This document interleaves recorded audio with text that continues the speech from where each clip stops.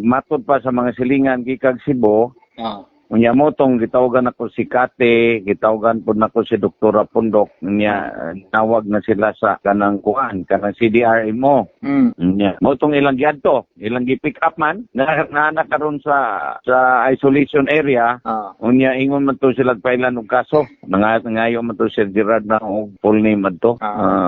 Pailan ko og kaso kay gikuha gi-pick up nila. Apil ang PNP gabi pick up. So ang mga silinga may gasumbong ani nimo. Oh, gasumbong yun naman silingan. Giyari yung kap na ikuha ka. Nag-all po sila ba?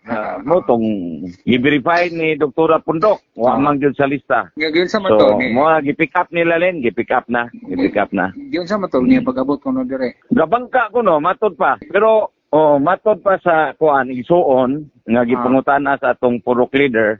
Gabangka ko no len. Unya asa ni Dunggo.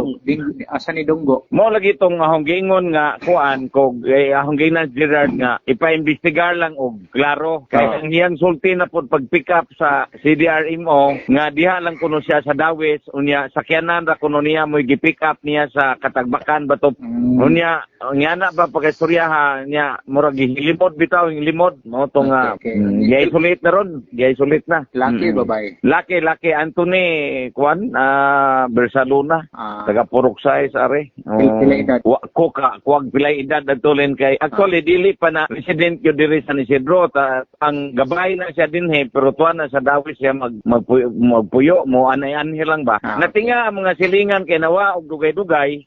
Unya inditso unya pag-abot gahapon sa hapon hindi sugsul kwarto. Namay ang pag-unra ko yung tanong baya na sila.